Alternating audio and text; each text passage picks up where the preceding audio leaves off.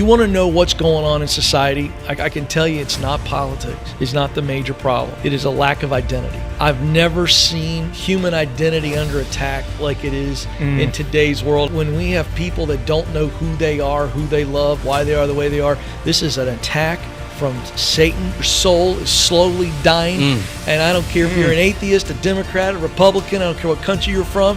All of us long to make a difference in this world.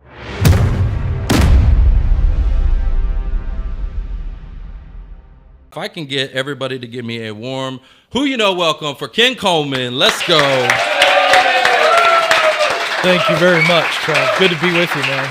Well, I'm so glad you're here. And so the way that all of this, guys, came about was about, it was a who you know moment, okay?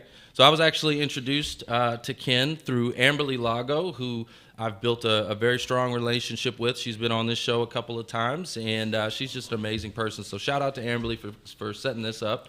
But let me go ahead and formally introduce Ken for you guys. So Ken is a nationally syndicated radio host. He's a best-selling author and an expert advisor at Ramsey Solutions. And with his guidance, countless individuals have discovered their true calling and successfully achieved their dream job. So you guys are in the right place. I want you to know that right now, okay? So, Ken, I'd really like to just get started into your journey. What brought you into the world of radio? That's actually where we started this show, was radio. So I'd like to hear from you. How did you get started in nationally syndicated radio and even becoming an author? How did that all, come about? Well, I got started on Saturday afternoons at 2 o'clock where I had to pay $250 for the privilege to broadcast for an hour. And Saturday afternoons at 2 o'clock on AM talk radio in the South, there's about 7 people listening. So... I love when people ask that question of me because it allows me to really answer the question honestly, authentically, but also principally. And the start always sucks. And I think we need to have more people embrace that. Was there still pressure? Even though there were 7 people, was there still pressure? Man, I remember the first broadcast, I couldn't generate spit. Literal spit. My mouth was so dry because, when you walk into a radio studio for the first time and you do a show, and I had spoken, I've been on stages my whole life, but there's a difference between the gift of gab and the experience to be able to handle the emotional and mental pressure, because that's what it is. It's a vice. Squeeze between your emotions because you don't want to suck. You got some loved ones listening and things of that nature. You got, a few people listening, but it feels like the way the world is on you when the music starts and you see the countdown and the producer's across from me going like this, and all of a sudden you got 8 minutes, which when you start out, 8 minutes feels like 8 hours. Now 8 minutes now is like I'm barely warmed up, And so in that moment, I was terrified. It looks like a cockpit of a jet plane. All these monitors in front of you, and you're trying to watch the clock. You're trying to have a coherent thought. It was a lot. But I will tell you, it was a great experience. In fact, I tell a lot of people that want to get into the game. I inevitably get a lot of people say, hey, how can I get into the world you're in? I want to be a speaker and a writer. And I always tell people that they need to try to do live radio or television, just because it's a gauntlet and it's the best thing for you to learn how to survive. Hold on. I'm going to give you a mic drop for that. Oh, wow, I wasn't ready for that. You weren't ready for that? It scared me a little bit. Well, let me explain why. So we do something here called mic drop moments, okay? Oh, okay, good. All right. And I gave you a mic drop for that because that was where our journey started, was live. Yeah. It was live stream, right? Live stream radio. That's right. And it does create a lot of pressure, but with pressure creates diamonds, right? Yeah, I mean, listen, every one of us watching, listening, our live studio audience can remember back to the day when we were little kids, however old you were, when mom and dad said it's time to learn to ride a bike. And whether you had training wheels, I'm talking about when the day comes when the training wheels come off. And maybe mom and dad are holding on to the back of that seat for a bit and running with you. And at some point they let go, and at some point you wreck. And when you get up, and you may not have any skin on your leg, but you've learned something. And you get back up on that bike and you figure it out. But it is the threat of the rest of the skin on the other side of your leg coming off that essentially makes you learn to ride that bike. And I think that we've gotten into a place in America for sure where we've taken away the sting of failure. And I'm just going to tell you, we need to teach people to embrace failure, because when I embrace failure, I am learning something and I am also building something. What I'm learning is how not to fail the next time, how to do it better. But even more important, I'm building grit. I'm building that muscle that I am okay. I may stick to the sheets for 3 nights, but I know how to ride a bike. And so that's the idea. And so I think live performance for a person who wants to be a communicator is really important. Do you think that trait of like learning through your mistakes, do you think that's innate in most people? Or do you think... yes, if we let them. But if we're helicopter parents, we take that away from them. Oh. You know, the natural proclivity of a human is to crave progress. You don't have to teach a human being to crave progress. But you can desensitize that. In other words, you can parent them out of that. Because if you're always protecting them, you essentially create an anxious human being. And that's why anxiety is skyrocketing in our world today, because of bike helmets and elbow pads. Oh. Yeah, I'm gonna give one. That's 2. Yeah, It's 2. So That's 3. I'm going for double digits here. Now I'm competing. Let's go. I've got 3 young boys. They're 8, 6, and 4. Yeah. And you are right on the money. I mean, as far as what we've seen is we've been overprotective. Sure. Just by nature of being parents. And so I have seen where it's either you're overprotective or, like in your case, where if you're failing and somebody is harsh about that, which we have caught ourselves being like, well, not harsh, but like critical, right? And then that also makes you not want to continue or not want to try. It demotivates you. It removes that grit, I think, from that learning process. So a question that I have is, so you experienced that, you've got your books, and I don't know which came first. I think I know, and you can tell us. But what has been driving you? Why did you get into this whole topic, this whole industry? Why careers in the first place, Yeah. right?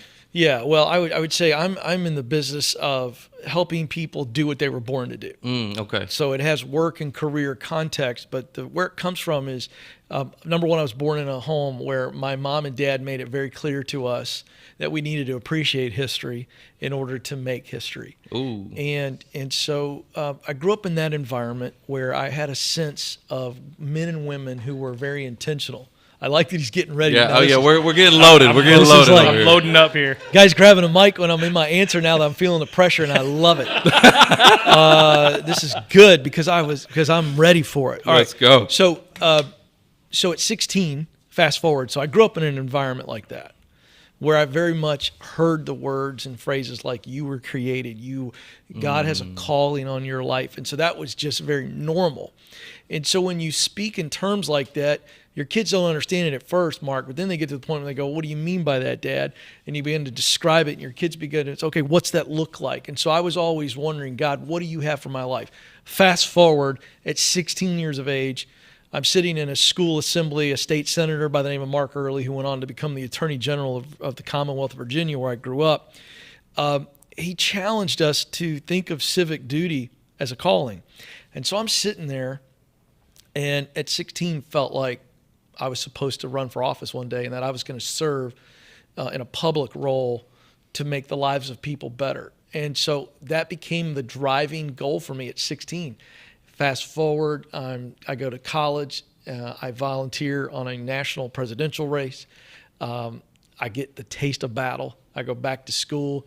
I take a semester off my sophomore year to work on a congressional race in 1994. So I worked my way from driver. I was driving the candidate, and I had a captive audience. So I started telling him what I thought. And he ended up hiring me, and I took a semester of school off. And so from there, I went to work on 5 or 6 other campaigns at 22. So I dropped out of college on purpose because I didn't need it. I had already tasted battle. And so I'm 22 running 3 congressional districts. Wow. In Virginia. for a governor's race. We win, and I'm working for the governor of Virginia at 22. I do it for a year, and I'm dying because governing is way slower than politicking and campaigning. And I hated all the bureaucracy. So I get into the private sector, and I move through several executive jobs. It's great. I'm setting myself up to run for office with a real leadership resume. And at 32, I wake up one day, and I'm fed up with politics, both sides of the aisle. And I just began to lose the taste for it. The fire in the belly wasn't there. I began to question, is that where I'm supposed to go? But that might be a good age to do it. I have a question for that. How important is it to get those W's, get those wins? Because it sounds like you were very active very early. Yeah. Right? Oh, yeah. How important is that for a young person's success and in their, career? Well, I think it's very important. I think that, we need kids. I mean, I'm all for a gap year. I know that's like a swear phrase to a lot of parents in this country. But, I think if we could have kids, some type of national merit service program where we just took the pressure off of college for kids for a year, even 2 years. There it is. We're keeping score. And let kids work and do things. And I think that would be huge. So anyway, to wrap the answer, I'm 32 and I've been driven towards one path, and now it's not the path. And then I begin to get confused. Did I waste a decade? To your point, I had not. It had prepared me for what I'm doing now. Right. With speaking and campaigning and all that. So all that to say, I'm sitting there going, I'm at a crossroads, and I'm 8 years from 40, and I started freaking out, and I got depressed, and I got anxious, and all these things. And I knew that I'd always been very driven and very focused, and all of a sudden, I didn't have a destination. And so the heart of everything I teach comes from my own journey, where I had to figure it out. I didn't have the books. I didn't have the Get Clear assessment that I've created. I just had to go do some self-discovery and figure out from my story, which is experience and environment, plus getting truly clear on who I am, what am I good at, what do I love to do, what results motivate me. And I didn't have the language as I spit it out very clearly and quickly to you now. I didn't have that, but I had to figure it out. And as I figured it out and realized that God wanted me to move into broadcasting with no degree, no experience, and walk that long journey, 7 years, man, getting rejected, people telling me I wasn't good enough, all this kind of stuff.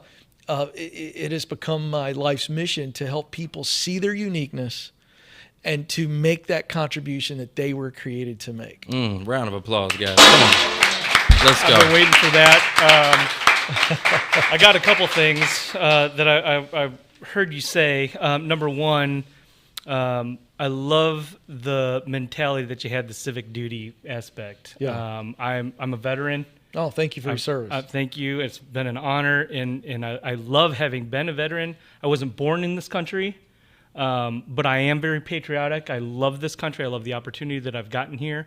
And it kills me that we have this culture of apathy around the love of our country. Yeah. Number one, first and foremost. And then the other thing that you said, which is very impactful, which is service, right? And being of service. And that's part of what drove you. And that's why I asked the question, because, it's not like, this is a job, right, for a lot of us. So, and this could be a job, right? This isn't our main job or our primary job, but we're doing it for money. If you're doing it for money, it's your job. And we're not doing it for money. You're not doing what you do necessarily for money. It's the passion behind that. And so that's the other thing that I got from it. Love it. So can you tell us, there's multiple steps in your book about how people can basically differentiate themselves, right? Find their purpose. And can you tell us a little bit about those steps? Yeah, there's 7 stages that we all can walk to discover that unique role and then do it well. First is get clear. And what I mean by get clear is just simple self-awareness, okay? So there's 5 little exercises. If I were coaching your entire audience live, watching around the world, there's 5 areas of awareness that we all have got to get to. Number one, what do we do well? This is talent. So all of us come into this world hardwired with things we do better than average, and people compliment us for it. They're hard skills and soft skills. We understand that. Second is what moves my heart. And these next 2 elements are heart-based. The first one is kind of technical in that my talent are tools. And if I develop the talent, I can turn them into sharpened skills. In other words, power tools. You know what I'm talking about? The big bird. Yeah. And then we talk about heart next, so passion. What do I love to do? There are tasks, there are roles that all of us look forward to, and then when we get in the middle of it, time seems to just disappear. The third element is mission, a sense of motivation. There's two types of motivation, intrinsic and extrinsic. We don't need to get scientific today, but we're talking about intrinsic motivation. What makes a person get up at 5 a.m. to run 5 miles? It's not because they're crazy, although there's a little bit of that in there. A little crazy in there, yeah. But there's a deep motivation that makes them do that. And so if we look at those three things there, that's where we begin to see the ideas start to formulate. Oh, I'm really good at this. I love to do this. And I'm really passionate. I care about these results. Now, there's two other elements. So we got talent, what I do best, passion, what I love to do, and mission, what motivates me. But then there's two other elements. And this is a part of your story. So you've got a story. You've got a story. I've got a story. All these people have a story. And there's two parts of the story. Number one, my environment. What kind of environment did I grow up in?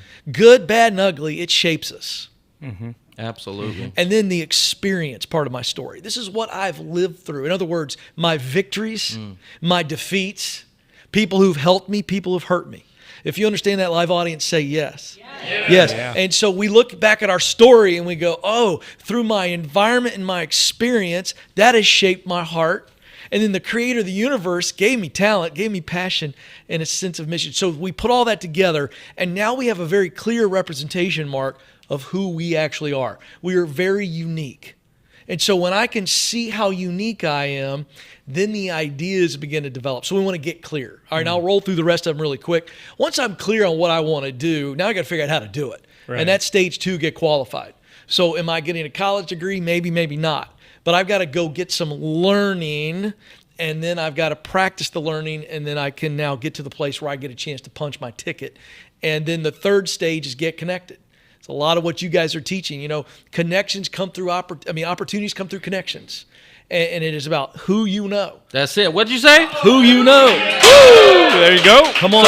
So I got to ask you, is that what this is about? Yeah, that's a deep dive into the power of proximity. The power of proximity. Okay. Yeah, so stage 4 is get started. Once I'm connected, I get opportunities. People show up to me, give me a shot.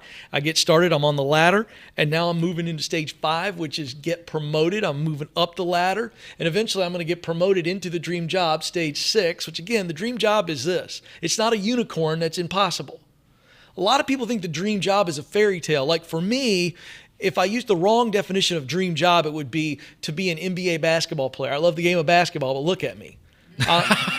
Okay, I'm 5'9". I can barely jump over paper. I mean, it's not happening. Okay, I can't. I mean, if you put a sheet of paper down there, I got to stretch to get over it. You know what I mean? But the point is that's a fantasy. A dream job is defined by me spending most of my day using what I do best, talent, to do what I love, passion, to produce the results that matter to me. The reason we call it a dream is because it's a longing. So a dream is not a fantasy. A dream is a longing. Dreams are God-given. They're the desires of the heart. And we got to stop teaching kids that dreams are fantasies. We got to teach kids that dreams are desires that are unique to them. The final stage is give yourself away. Where we are working, Mark, as you're describing now, I'm not working for money. I'm working for meaning now. It is about impacting as many people as possible. Hold on. Watch this. Oh. So, okay, you had said something a minute ago that I wanted to touch on, which was motivation, right?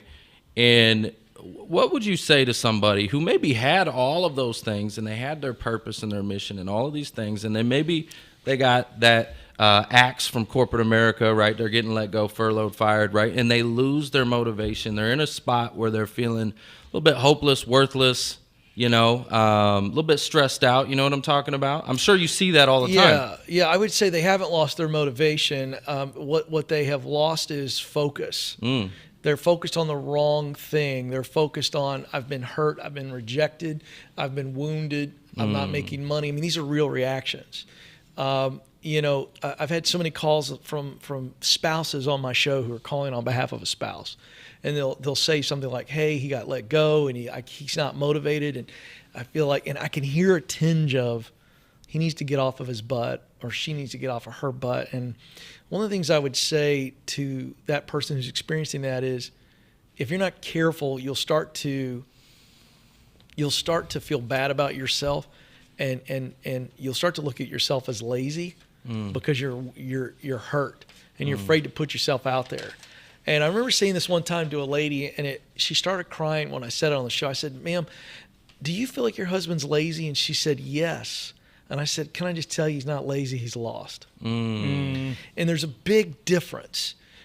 Who among us, when we don't know which way to go, is not paralyzed? The greatest fear, as I've seen it in life, having counseled over 10,000 people, is the fear of the unknown.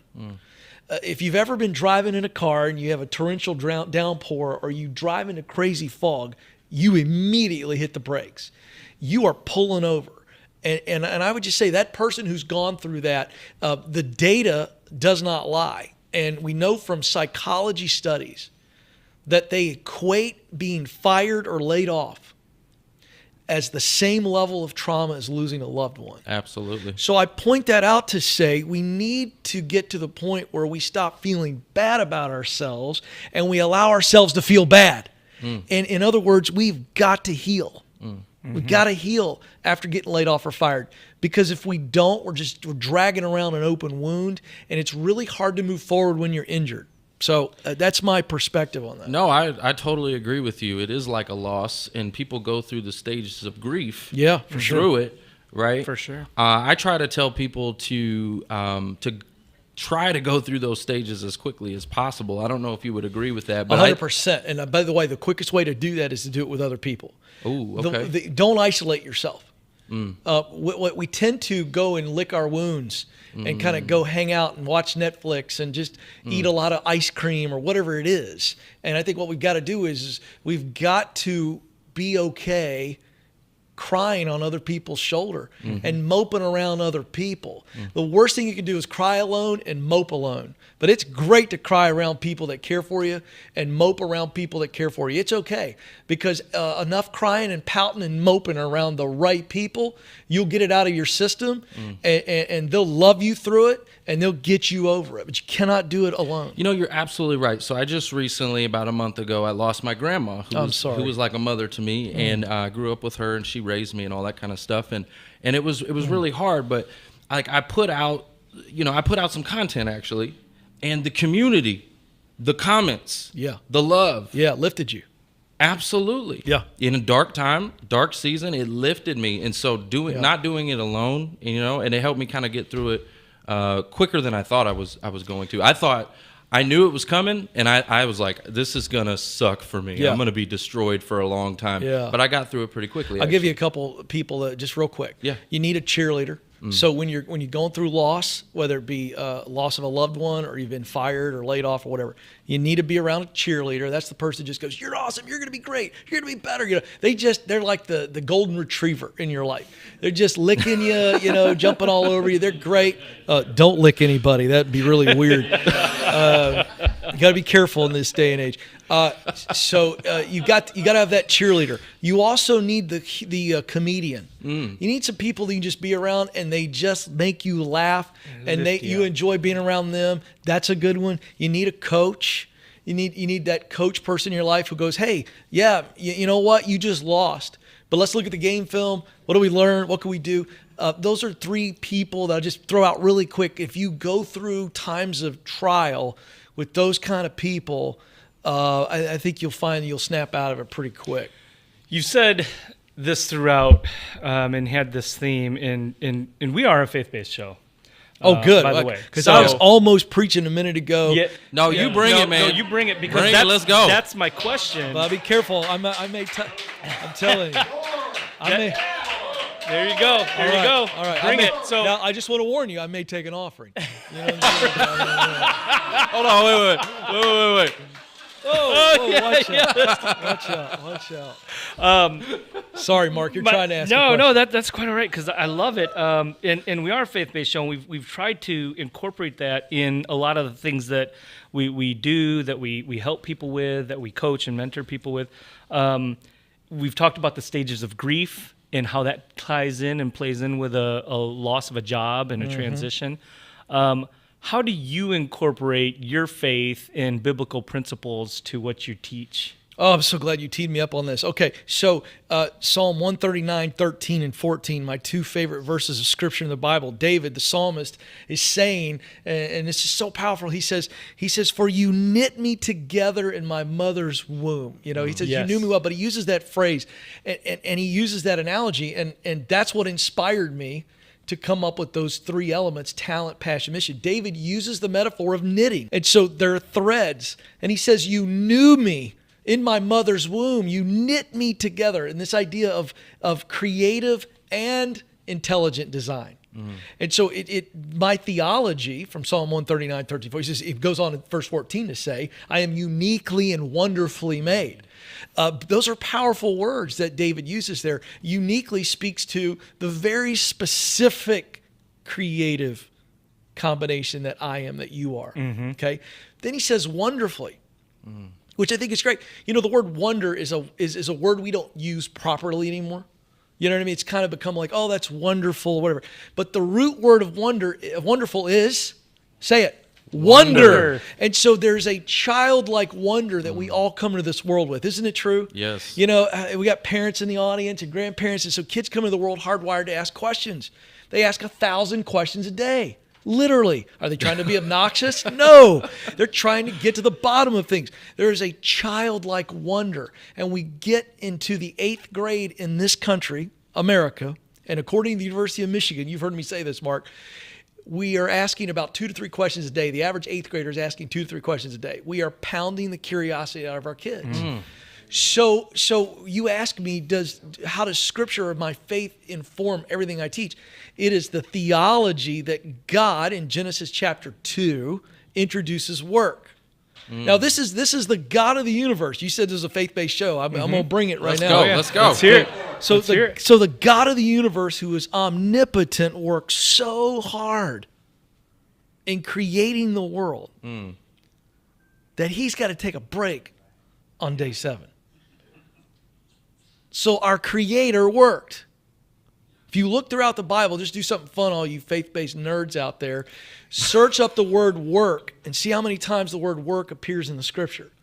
It's unbelievable how many times it's in there, and it's throughout the entire Bible. So all that to say, our Creator worked. He created us in His image. Imago Dei is what the Bible is. That's the proper description of that we are created in His image. 2 Timothy 2:15 says, we are study to show thyself approved unto God, a workman who needs not be ashamed. You know, I could just keep going The on. Awana theme. No, listen. Yeah, so- the Awana theme. Listen, work saved my life. Yeah. Okay. How? Because as a juvenile, I have a juvenile background. I was getting in a lot of mess. Okay. And, I was in and out of juvie and was supposed to be thrown away until I was 21. And by the grace of God, I got a second chance at life. And that second chance introduced me to work. Okay. And work, it wasn't until I found something that I was obsessed with work-wise, that I could have a positive place to put and channel my energy, that things really started to turn around for me, because I had all this energy and everybody's like, you're ADD and ADHD and you need to take a pill. No, I didn't need that. What I needed was a positive place to channel my energy. I needed work, and I didn't have that. That's right. Absolutely right. So all that to say, if you want to know what's going on in society, I can tell you it's not politics. It's not the major problem. It is a lack of identity. I've never seen human identity under attack like it is in today's world. I'm not going to say anything to freak anybody out. I'm not going to get involved in any socio-political issues on your show today. But when we have people that don't know who they are, who they love, why they are the way they are, this is an attack from Satan, from the pit of hell. And the number one way he attacks people is through their identity. And I'm telling you right now, there's an attack on work. Through all kinds of government programs. There's a no work movement on one of these freaking water cooler websites, and it's like, and everybody wants to get paid to just sit around. And I'm here to tell you that you as a human being were created to contribute. Yes. And when you do not contribute a result that matters deeply to you, your soul is slowly dying. And I don't care if you're an atheist, a Democrat, a Republican, I don't care what country you're from, all of us long to make a difference in this world. Let's go. Man. I may need to put some goggles on. That one will pop up. Listen, I'm almost out over here. You know what I'm saying? All right, good. Let's empty it. We're going to for sure. I do want to kind of switch gears just a little bit. Okay, I want to go back to your show. You've interviewed throughout your career. You've interviewed some very, very large names. Who would you say has been one of your most impactful or memorable interviews, and why? Who would that person be? He's always at the top of the list because it was the first interview I ever got a chance to do. It's a crazy God story. I don't have time to unpack it all, but I was the fill-in. I was working for John Maxwell, leadership guru, and I got the chance to interview Coach K, the legendary Duke coach, on the floor of Cameron Indoor Arena at Duke. And it was a leadership interview for an hour. It was so special. We connected. He later endorsed my first book. He was just so impactful in what he said. He shared so many nuggets. I'm a huge basketball fan and grew up, liking Duke and because I just liked their shoes. I mean, it's before I knew Duke. I like a lot of people hate Duke, and I understand that. I don't have some affiliation to them. I just grew up liking them, and I thought Johnny Dawkins was like the coolest point guard I ever seen. Left-handed, African American, no connection to me. But so all you Duke haters, just spare me. But every time I say that, you wouldn't believe the grief I get online. People hate Duke. I get it. But anyway, it was a special interview. I would tell you that interviewing Mike Rowe was really special. Oh, yeah. We have a lot in common as we Dirty talk jobs, about dirty right? jobs. Yeah. Talk a lot about the value of work. Man, I tell you, there's some. I interviewed Condoleezza Rice. Oh, wow. Condoleezza Rice is a true hero. Her story, she represents what I think is the pure American dream. She grew up in a very segregated South Alabama and rose to the top of our education and political and now business world. She's the second female member at Augusta National. She's broken barriers. So that was a special interview with her as well. I mean, I could go on and on and on. It's going to sound like I'm dropping names, and that's obnoxious. Well, yeah. But, okay, so you also, on your show, right? On your show, you like to take live questions. Yeah, it's my favorite thing in the world. Right? Yeah. So you had mentioned the wife who said that her husband was lazy. Yeah. Right? What other kind of stories like that do you have where you've been able to kind of reshape someone's perspective on what's actually happening? I think one of the calls that sticks out to me is one day I got a call from a guy who said, Ken, I've got two options. I want to change gears. I think he was in pharmaceutical sales. And I said, okay, what are they? He says, one is I want to become I think a doctor. It was it was a specialty. So it was like anesthesiologist or something along those lines. And I said, well, what's the other one? He said, it's a therapist for children. And I had a sense that when someone calls and they give me a either or, this is early on in the show, I now know that it's always the heart one, and their brain's telling them one, and the heart's telling them another. And so I dug a little bit, and I said, which one are you leaning to? He said, becoming a doctor. I said, okay. I said, I just don't sense that that's what you really want to do. And he goes, why? Why do you sense that? I said, well, then let me just ask you, why are you even interested in being a therapist for children? And I knew there was a story. What I did not know is he just began to tell me, and as he did, he began to just weep uncontrollably, could barely get through it. And he basically said, I was molested sexually as a child. And when someone shares that with you, I mean, first of all, it's tough to hear that when you're in a room with them one-on-one. This is live on the air. Right. This guy's bearing his soul. It needs to be handled very, very delicately. And quite frankly, I'd never taken a call like that. And so God gave me some grace, and I just let it happen. And he just wept. And he went on to say, and I don't want that to happen to any other kid. I want to help kids go through that. And I was crying. I was choking a little bit, and I'm trying not to choke now. And I said to him something along the lines of, you need to follow your heart here. And you want to step in the gap for kids that have gone through this horrific experience, and you've managed to come out of it. And you've got something to give. And I think that's what you got to do. And he just kept crying, thank you. He was crying. And I was grateful that we had a commercial break for me to gather myself.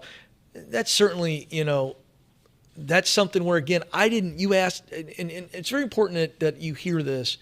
You asked it in a way it's like something I've been able to do.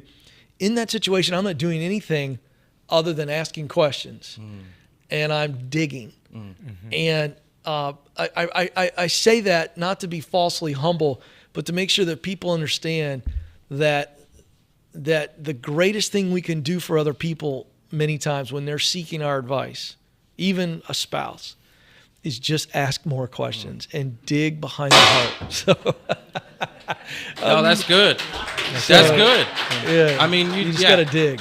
That's right. You're digging when you ask good questions, and you're also kind of it leads them, right? It starts to lead them to their own conclusions a lot of times. Yeah. Like you're not having to tell them anything. They're like by asking good questions, they'll come up a lot of times. Yeah, with their own you're just conclusions. uncovering the fear or the doubt or the pride. Those are the three enemies of progress. I got to give it to you really quick. There's three enemies of progress. They're all thoughts. The fear is I'm worried that something bad is going to happen. Doubt is I don't believe that something good is going to happen. And pride is I care more about what other people think than what I believe. Oh. And so I can just tell you all, if you're in a place of confusion and uncertainty, it is because fear, doubt, and pride, think of them as heavy, heavy, heavy blankets on your heart. And you got to pull those off. And when you do it, you can feel your heart beating, and that's the idea. I love that explanation of pride, though, right? The fear of what other people are thinking about you. Like that, that I've never heard it put that way. That is a beautiful explanation. Thank you. Well, how do we get past that? How do you rip it off, man, so I can hear this? Which one? Fear, doubt, or pride? Which one? All of them? Okay, it's the same thing for all of them. Okay, so picture your courtroom drama, whatever your favorite movie or television show was, and you got to put the voice of fear, doubt, and pride on the witness stand. Okay, I like this. Let's go. Right. So you put it up there, and you got to do it this way. You get very specific. So let's say you're afraid. Then I want to go, what are you afraid of? Well, I'm afraid of failure. No, be specific. I want you to write it down. So I'm afraid that if I do this and fail, then this. So that, you see what I'm saying? And so you can't just say I'm afraid of failure. That's a cop-out. What specifically are you afraid of? And you got to run it out and get very specific. Then once we write the voice down, we look at that and we go, what are the chances of that happening? I'll give you an example. Personal call on the show. I'm afraid that if I move from accounting to cyber security, I'm going to fail. I go, great. Let's play that out. What does failure look like? Well, that I'll get fired. And I was like, okay, great. And then you're going to be living under a bridge, homeless, starving. And they always laugh. No. Okay, great. So that's not going to happen. That's your worst fear, right? Yeah. Okay, so then what must be true for you to fail and get fired? You're going to be a doofus, do something wrong with your character, not do your training. I mean, and you start playing it out with people and they laugh like the audience just did. And so what happens is I'm putting the fear on the witness stand. Is there any evidence that this fear is telling the truth? Because sometimes fear is protecting us. Okay, like if I get up let's say we go hiking today, and I'm up on a tall mountain, and I get over the edge, and a couple pebbles tumble down into the crevice below. And I'm overcome with a sense of fear. Is fear telling me the truth there? Yeah. Yeah, it is. It's saying, back up, or you're going to die. Right?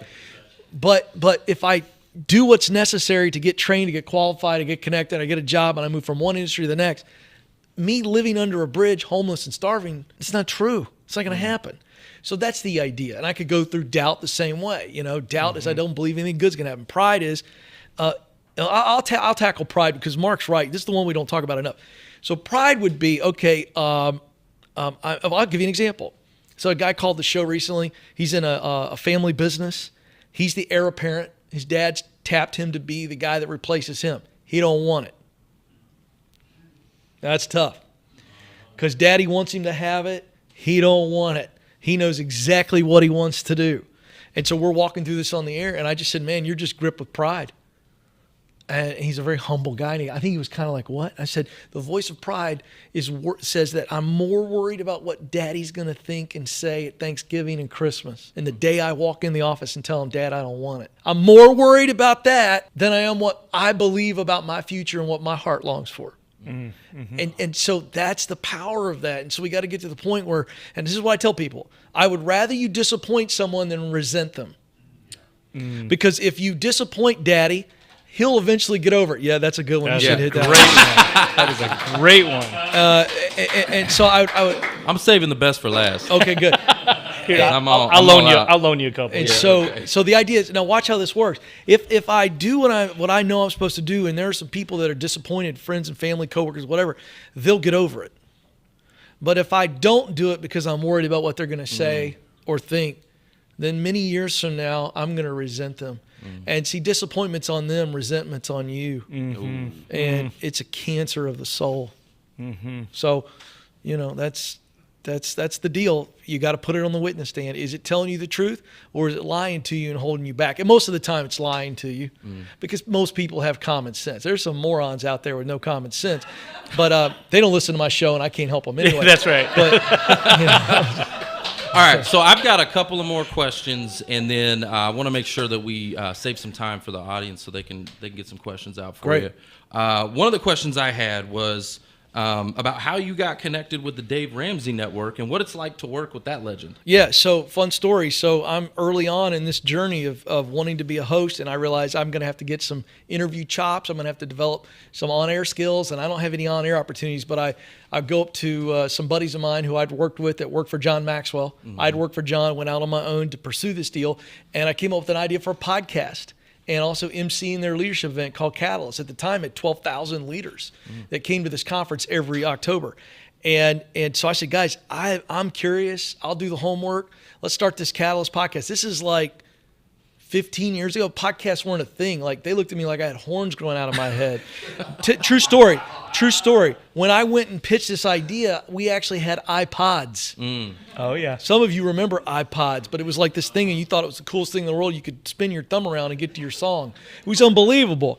And so podcasting was brand new. So I went and took that idea, and then they started letting me interview people, and I got the opportunity to interview Tony Dungy in front of 12,000 people. Wow. 12,000 leaders. And Dave Ramsey was sitting on the front row because he was speaking next. So he saw me do that, and then I interviewed him a few times on the podcast, the Catalyst podcast, and we had mutual friends. My wife used to work for him years ago in a different season of our life. And so he knew of me. We didn't know each other very well, but he began to see me on stage, and he paid attention. He was the third guest ever on the very first version of the Ken Coleman Show on a Saturday. Dave went into the office and gave me 2 segments. Oh, wow. And so he just believed in me and was paying attention, and I didn't realize it, and eventually asked me to come join him. So that's the short version. Very cool. But it's the proximity principle. Yes. Right. Like when you are around people, the proximity principle, by the way, it's a best-selling book. It's a very simple idea. In order to do what you want to do, you've got to be around people that are doing it and in places that it is happening. And I did both. I was at this leadership conference interviewing these well-known men and women. And so I was building a relationship with them, albeit professional, but still building. And I was hanging around green rooms and talking and asking questions. And now I get to sit in those same green rooms and share stages with them. And I wish I could say it was genius. It's not. Well, it's just sheer gumption. I love what you're saying, actually, because it leads me into the next question, which has all to do with the proximity principle. See, I knew that. I actually got a text message just now. I'm like looking at it from Amberly Lago, who was the proximity. She's the reason why you're sitting here on that chair today. That's right. And so it's all about who you know, right? It's all about networking and connections. Yeah. And what I'm looking to do, I'm looking to level up this show. I'm looking for world changers, people who are doing things, motivation, education, inspiration, right? Because our audience, as I mentioned to you earlier before the show, a lot of times they are feeling worthless, hopeless, broken. They're feeling like, they've lost their sense of purpose. And so I'm looking for people who can light them up. So who's the first person that kind of comes to your mind that you think would be a good fit for that chair right there? To sit here? Mm-hmm. Oh, man, who wouldn't be? Man, I tell you what. I'd get John Gordon on this. John Gordon's a good friend of mine. He's in the positive leadership and just positivity space. I think they would really benefit from his message and books. I think there's a guy named David Nurse, a young guy that coaches a lot of NBA shooters, and now he's like a coach, a mindset coach. I think he'd be a good guest. Just about everybody I've ever had on my show. You just go down my show list. Is that all I got to do? Is that it? Guys, I got that recorded. Hold up. Is that it? I'm saying if you're saying for ideas, and I'll make connections. Absolutely, man. My producer will send you any connection that you want that we've ever interviewed. Wow. Yeah, let's do it. Man, he threw the bowl. He threw the glass bowl. I love it. I love it. All right, guys. Well, I want to make sure that we leave some time for the audience, but let's give Ken a round of applause. This guy's crushing it. So, Bill, if you would do the honors, if you've got a question, please raise your hand. And actually, you're just going to step right up here to the front right here. Yeah, just right in the middle of the aisle there, please. Yeah, tell me your name, and that'll be fun. My name is Gabriela. Thank you so much for all the nuggets that you shared. You know, I wanted to ask you, because you talked about looking at your purpose and staying focused. You know, I heard also the power of discernment and also the courage to learn new things. Mm-hmm. I was wondering if you could share some ideas on how to keep that focus, like using, discernment and learning, because I know one of the game changers that is emerging more and more is ChatGPT, anything artificial intelligence. I know a lot of people are afraid of that. So I was just wondering if you could share some ideas. Thank you. Yeah, you mentioned two words, discernment and then the curiosity or learning. And I think that you've got knowledge and you've got wisdom. And I think discernment to me is all about wisdom. I think discernment's a skill. Some people have it naturally, more of it than others. But I'm going to combine those two for you. Number one, how do we stay in a position of always learning? I think one thing is that I would tell you is be very careful. Because of these smartphones we have, we now are consuming more content than ever before. I remember, I feel like 10 years ago, I would go to a Chipotle or you pick your favorite lunch place, and you'd be standing in a line waiting for your food, and you'd be looking around and maybe having a conversation with the person in front of you, maybe not, but you're at least looking around and just people watching, maybe thinking about something. Now, if you go in the same place, what's everybody doing? Mm-hmm. Head down, staring at their phone, and they're consuming content. Some of it's good, some of it's probably not. And so I think that we need to be aware that to have a posture, and I'm using the word posture on purpose, posture, the idea of like I'm positioning myself. Posture is about position. I have terrible posture, but if I'm in a posture of learning and reflecting and creating, that's better than just consuming. So I think that we've got to, number one, put our guardrails up and go, we now more than ever are consuming, but we don't get quiet and sit down and think about what we learned. You know, I read one biography a month. That's a challenge that I've been going on for a while, and I do it because I want to read of men and women from history. And when I read a book, for instance, I've got some time to actually reflect on it. And then how does it inform me? You know, I get half of my content ideas from other people because they challenge me and inspire me, and then I go, oh, here's how I can apply that. And so I think that's the first thing. Are you learning the right way? Are you learning the right things? Stop being a consumer and be a creator. And creators, they learn things that inspire them. That's the first thing. Oh, he wants to drop something? Oh, boy. Yeah. All right. Now on the discern. So for instance, ChatGPT and AI. Love it. Pay attention to those tools because they are going to inform the way you work. And I think you need to be savvy. And so, pay attention to the trends, but then guard yourself, and not be too consumed. And I would say that's where discernment comes in. Be wise in how you spend your time and how you learn, how you position yourself for the future. It's a good question. Love it. All right, we got another question over here. Okay, I have one. Bill Wallace, Success North Dallas. What is your legacy? Great question. Yeah, it's a gigantic question. It's huge. And I appreciate the spirit on it, so I'll do my best to answer it, but I reserve the right to change it 5 years from now. But I'll tell you the part of my legacy, Bill, that will not change if you meet me 5 years from now. I want to be a really good husband and a really good dad.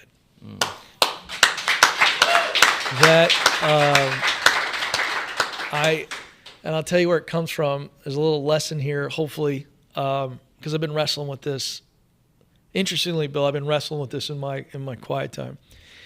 I I've worked really hard, Trevor and Mark, to get where I am, really hard. And it was a big goal, and it's not easy to do.